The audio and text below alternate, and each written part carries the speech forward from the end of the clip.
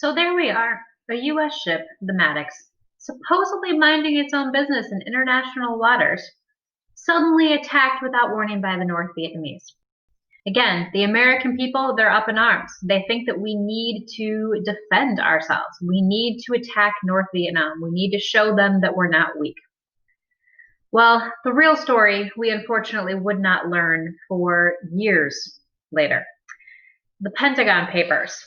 For after the equal sign, let's put top secret history of the Vietnam conflict. The Pentagon Papers were a top secret history of the Vietnam conflict, and they were leaked to the New York Times. Inside these documents, it was revealed that we weren't attacked by North Vietnam, and furthermore, we lied about where we were. We essentially went there looking to provoke a fight. And when North Vietnam wouldn't engage, we actually went into North Vietnamese waters, where we shouldn't be. But still, North Vietnam didn't engage. So when they didn't attack us, we pretty much injured our own ship and lied about being attacked in front of the entire world. So what the Pentagon Papers truly revealed is not only the history of why we got involved, but the fact that President Johnson was essentially looking for an excuse to expand the war. And when he couldn't find one, he created one and got the American people all riled up in support. Through this, with everyone panicking about the fact that we're being attacked, President Johnson managed to urge Congress to pass the Tonkin Gulf Resolution. A horrible, horrible idea. What you need to know about it for after the equal sign is it gave the president unlimited authority. The Tonkin Gulf Resolution essentially gave President Johnson unlimited authority to escalate U.S. involvement in this or any other conflict that they would see fit. What it essentially creates is a military dictatorship. And President Johnson, he wants war. So there we have it. The United States is at war. Dien Phu.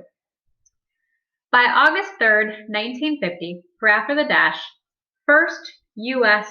advisors arrived. At this time, 15 years before the Tonkin Gulf incident, we're technically sending soldiers, but that's an act of war.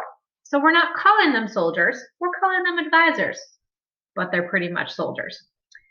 These U.S. soldiers were fed into the French army under the leadership of General Navarre. General Navarre moved to attack Dien Phu, a North Vietnamese plane, but the plane just fell to Ho Chi Minh's forces. They continued to fight on and on and on in this exact area, with U.S. and French casualties mounting by the day, but nobody really gaining any advantage, very similar to what we saw in the Korean War. By July, for after the dash, ceasefire. A ceasefire, or a temporary stop to fighting there. Empty dash, divide Vietnam at 107th parallel.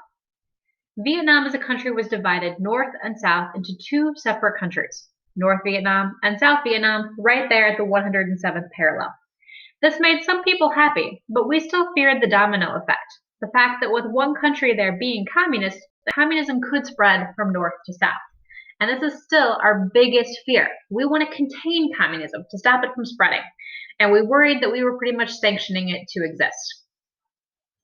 Now, for the U.S. soldiers fighting in the Vietnam War, you'll see in these pictures, we're going back to a lot of old tactics. Here we are again, in trenches. Things that we should have already figured out by now were not good ideas. You'll notice also in the pictures again how young the soldiers look.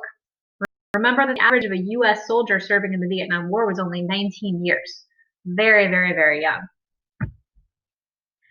The Vietnam War was full of dirty tricks, booby traps, guerrilla fighting, tons of things that just were not working out very well for U.S. soldiers who are used to traditional warfare and traditional fighting. We believed in the principle of a gentleman's war, and we incorrectly assumed that other countries also believed in this idea as well. So we have the Tet offensive. Tet, for after the equal sign, traditional lunar holiday. Tet represents a traditional Vietnamese lunar holiday, and as such, it's kind of a major holiday. So the South Vietnamese believed that each side would respect the fact that this was a holiday and not fight. North Vietnam used this opportunity to stage a major offensive.